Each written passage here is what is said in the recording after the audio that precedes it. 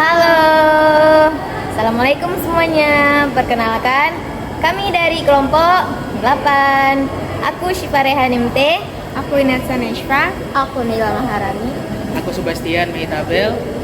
Kami di sini akan menjelaskan tentang teori sistem justifikasi. Selamat menyaksikan. Teori justifikasi adalah suatu bentuk pernyataan pembenaran yang dilakukan oleh seseorang dengan berdasarkan penelitian atau alasan. Di antara berbagai teori sistem justifikasi adalah sebagai berikut. Yang pertama, teori fondasionalisme. Teori ini menyatakan bahwa agar suatu pernyataan kebenaran pengetahuan dapat dipertanggungjawabkan secara rasional, maka pernyataan tersebut perlu didasarkan atas suatu pondasi yang kokoh, jelas, dan yang tidak dapat diragukan lagi kebenarannya, serta tidak memerlukan koreksi lebih lanjut. Yang kedua ada teori koherentisme. Menurut pandangan ini, ukuran kebenaran terletak pada keselarasan internal antara proposisi-proposisi dalam suatu sistem tertentu. Sebuah proposisi dianggap benar jika konsisten dengan proposisi lain yang telah diterima atau dianggap benar. Dengan kata lain, suatu proposisi baru dianggap benar ketika bisa dimasukkan ke dalam sistem tanpa menunggu konsistensi internal dalam sistem tersebut. Yang ketiga ada teori internalisme. Internalisme meyakini bahwa setiap individu memiliki kemampuan untuk menilai secara introspektif apakah keyakinan atau pendapat yang dimilikinya dapat secara rasional dipertanggungjawabkan mengenai kebenarannya. Pandangan ini didasarkan pada keyakinan bahwa manusia sebagai makhluk rasional pada dasarnya memiliki kewajiban untuk secara rasional menjustifikasi apapun yang mereka yakini atau pandang sebagai pendapat mereka. Hal ini bertujuan untuk menentukan apakah keyakinan atau pandangan yang dipeluk dapat dipertanggungjawabkan dalam hal kebenarannya. Keyakinan atau pandangan yang bisa dipertanggungjawabkan ini mungkin berasal dari pengamatan langsung, memori, kesaksian dari sumber yang dapat dipercaya, atau melalui proses penalaran dari serangkaian keyakinan atau pandangan lainnya. Yang terakhir ada teori eksternalisme.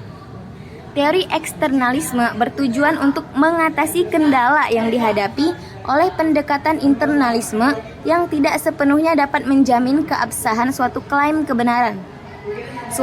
Sementara internalisme lebih menitik beratkan pada kondisi psikologis internal subjek sebagai kriteria utama pembenaran pengetahuan. Eksternalisme menyoroti proses penciptaan pengetahuan dari faktor-faktor eksternal. Ini mencakup pertimbangan tentang sejauh mana proses perolehan pengetahuan dapat diandalkan, sejauh mana alat-alat yang digunakan subjek secara normal dan tepat untuk mengetahui, serta bagaimana lingkungan, sejarah, dan konteks sosial turut berperan dalam menentukan kebenaran suatu keyakinan atau pendapat.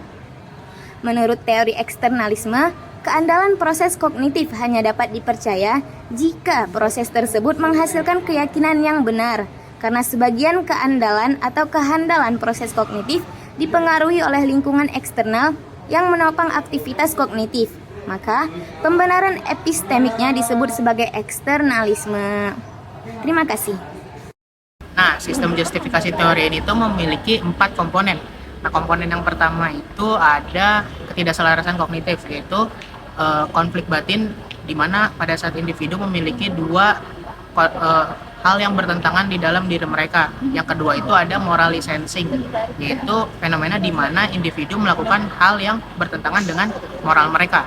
Yang ketiga itu ada confirmation bias, yaitu di mana mereka memberikan perhatian lebih kepada hal yang mereka yakini di pandangan mereka. Dan yang terakhir itu ada penguatan diri, yaitu mereka menjaga citra diri mereka itu yang positif untuk diperkuat. Berikut adalah beberapa jawaban yang telah kami dapat dari para responden. Berikut perkenalan diri para responden dengan menyebutkan nama, jurusan, dan juga angkatan. Nama aku Uti, jurusannya psikologi, angkatan 2022. Perkenalkan, nama aku Azra Helianti, biasa dipanggil Azra. Halo, perkenalkan nama aku Ashifa, aku dari jurusan manajemen angkatan 2021. Oke, baik, nama saya Muhammad Arkan Gozi. Saya merupakan mahasiswa Fakultas Psikologi di UIN Syarif Hidayatullah Jakarta, Saya angkatan 2021. Halo, nama gue Bintang, gue dari jurusan Psikologi angkatan 2022. Perkenalkan, nama saya Hairul Fikri dari SMA Negeri 2 Kejuruan Muda, Desa Bukit Rata. Perkenalkan, nama saya Indi Arshita dari SMA Negeri 2 Kejuruan Muda, Desa Bukit Tempurung. Nama saya Muhammad Dafa. Saya dari Bogor. Nama saya Khalif, Mas. Kebetulan saya domisili Bogor, Mas. Untuk pertanyaan pertama, apa yang akan Anda lakukan apabila ada keluarga Anda yang terkena sakit keras, lalu Anda akan membeli obat namun tidak mempunyai uang? Dengan konsekuensi, apabila Anda mencuri obat tersebut, Anda akan masuk penjara, atau Anda tidak mencuri tetapi keluarga Anda akan meninggal. Kalau dari kasus itu, mungkin yang aku lakuin tuh bakal nyuri obat, terus nanti aku masuk penjara karena itu kan buat nolongin keluarga aku ya. Jadi aku bakal ngeprioritasin untuk nolong keluarga aku. Nggak apa-apa sih kalau di penjara juga.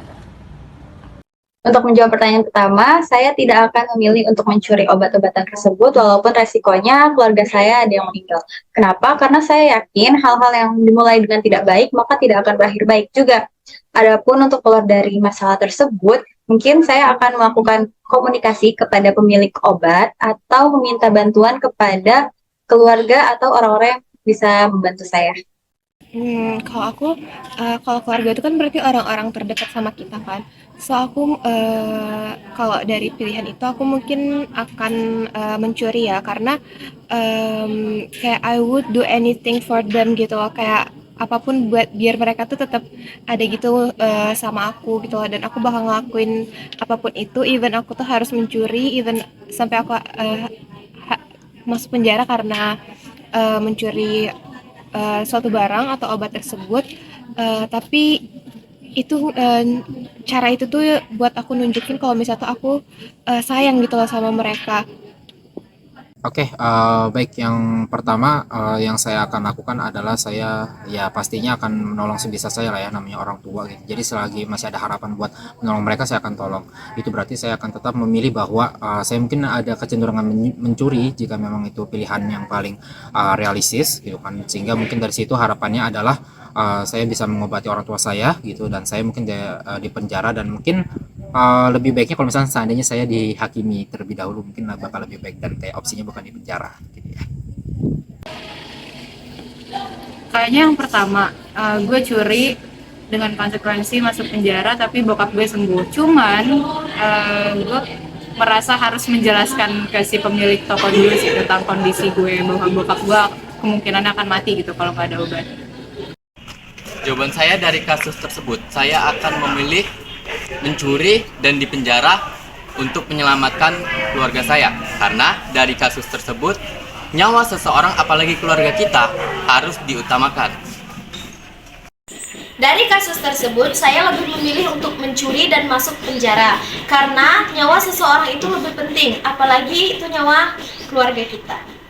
Untuk mencuri aja ya daripada ibu saya meninggal, karena saya mempunyai prinsip bahwa nyawa itu lebih penting daripada hukuman yang akan saya terima. Kalau cuma dua gitu, saya mencuri deh, Mas. Mencuri aja daripada ibu saya meninggal. Karena saya mikirnya kalau misalkan saya mencuri gitu kan, nanti saya bisa kumpulin uang lagi buat ngeganti di suatu saat gitu obat tersebut. Kayak gitu, Mas. Oke. Apabila ayah Anda memiliki hutang kepada seorang saudagar kaya yang keras dan temperamen, dan Anda tuh diberikan pilihan antara untuk dijodohkan dengan saudagar tersebut untuk melunasi hutang ayah Anda, atau ayah Anda akan mati dibunuh, manakah yang akan Anda pilih? Ini sama kayak yang tadi, jawabannya yang pertama, aku bakal nikahin saudagarnya demi melunasi utang-utang ayahku. Karena kalau misalnya pilihan kedua, ayahku kan bakal meninggal ya, kayaknya bakal lebih sedih kalau misalnya kehilangan sosok ayah daripada nikah sama saudagar yang keras dan temperamen. Untuk menjawab pertanyaan kedua, saya yakin bahwa saya tidak turut bertanggung jawab atas hal-hal yang telah dilakukan oleh ayah saya. Oleh sebab itu, saya tidak merasa perlu untuk ikut menanggung konsekuensi dari perbuatan ayah saya. Saya tidak perlu untuk mengganti utang kepada saudagar yang saya tidak suka itu. Jadi saya tidak merasa perlu untuk dijodohkan. Adapun solusinya, mungkin saya bisa bekerja, saya juga bisa menikah dengan orang yang lebih kaya, ya kan? Aku bakal choose untuk yang dijodohkan ya, karena I know my father really love me so much and he will sacrifice anything to his family, and I would do the same kayak dia gitu kan. I think aku memilih lebih baik dijodohkan daripada aku nggak bisa ngeliat ayah aku lagi. So for me, aku bakal nge-choose pilihan yang dijodohkan karena even dia temperamen tapi dia kaya gitu kan, kayak it's okay gitu. Terus kalau misalnya yang dijodohkan itu nggak apa-apa, yang penting gue bisa lihat gue gitu. Oke, baik. Saya sendiri, of course, saya akan tetap memprioritaskan keluarga lah ya. Dalam artian saya akan tetap gimana pun itu, jika emang itu yang paling pilihan realistisnya, saya harus dijodohkan oleh putri dari saudagar tersebut, gitu kan. Jadi atau saudagari itu, saya akan melakukannya gitu loh, demi biar orang tua saya atau ayah saya di sini tetap selamat seperti itu. Nanti kedepannya itu berjalannya pernikahan itu seperti apa ya, nanti suatu hal yang kayak masih bisa saya kontrol lah ya gitu, dan belum sepenuhnya itu mustahil buat dijalankan menurut saya. Gue pilih yang pertama juga karena gue merasa itu lebih ada penyelesaiannya, dan gue berharap kalaupun gue dijodohkan nanti yang tadinya marah segala macam bisa melembut sih hati.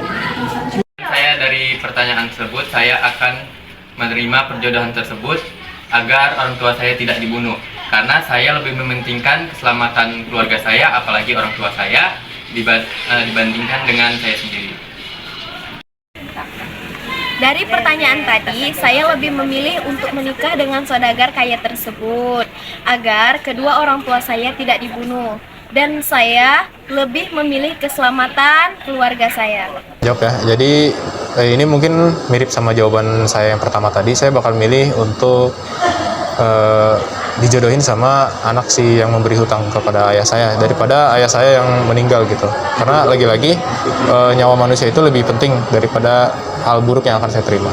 Itu pilihannya cuma tadi. Iya, dua doang. Iya udah nikah aja mas. Alasannya ya daripada bapak saya meninggal gitu ya. Ya mendingan saya nurunin ego saya lah. Saya nikahin aja putrinya, nggak apa-apa. Nah, dari jawaban-jawaban responden tadi itu masuk ke komponen yang moral licensing. Kenapa masuk ke moral licensing? Karena mereka tuh rela melakukan hal yang bertentangan dengan moral atau etika mereka. Seperti di jawaban yang pertama, mereka rela untuk mencuri daripada membiarkan keluarga mereka meninggal. Setelah itu di jawaban kedua, itu mereka rela untuk menikahi orang yang tidak mereka sukai ketimbang ayah mereka itu dibunuh. Jadi itu moral licensing. Jadi ada 4 aplikasi sistem justification teori yang dapat digunakan di kehidupan sehari-hari. Yang pertama ada justifikasi anggaran. Justifikasi anggaran adalah penjelasan atau argumentasi yang mendukung penggunaan dana atau alokasi dan anggaran untuk suatu proyek tertentu. Yang kedua ada justifikasi penelitian. Justifikasi penelitian adalah pembenaran atau alasan yang mendukung untuk kebutuhan relevansi serta kepentingan penelitian yang dilakukan. Yang ketiga ada justifikasi proyek. Justifikasi proyek adalah penjelasan yang terperinci dan juga sistematis yang menguraikan alasan-alasan mengapa proyek tersebut perlu dilakukan. Terakhir ada justifikasi hukum. Justifikasi hukum ini mengacu pada proses membenarkan atau memberikan alasan yang kuat untuk suatu tindakan atau keputusan hukum. Selanjutnya saya akan menjelaskan mengenai kelebihan teori justifikasi. Yang pertama, teori justifikasi menjelaskan mengenai perilaku yang kontradiktif. Ketika individu melakukan sebuah perilaku yang bertentangan dengan nilai, norma, atau keyakinan mereka, mereka cenderung untuk mencari alasan yang sesuai apabila mereka meyakini bahwa perilaku tersebut benar atau baik. Oke, yang kedua, teori ini relevan dalam konteks penelitian. Teori justifikasi sering digunakan dalam penelitian psikologi sosial karena teori ini dapat menjelaskan berbagai fenomena seperti persuasi, pengambilan keputusan, dan perubahan sikap. Oke, untuk kekurangannya, dalam teori justifikasi adalah teori ini tidak selamanya menjelaskan mengenai perilaku kejujuran.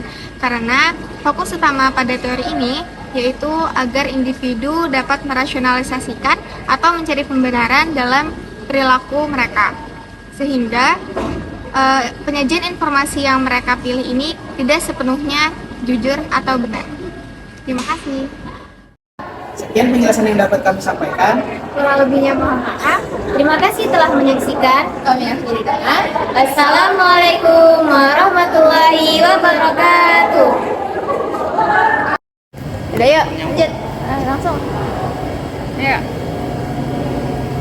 1, 2, 3. Halo. Assalamualaikum semuanya. Perkenalkan, kami dari kelompok 8. Namaku Syifa Rehan MT. Aku Inan Saneshwa.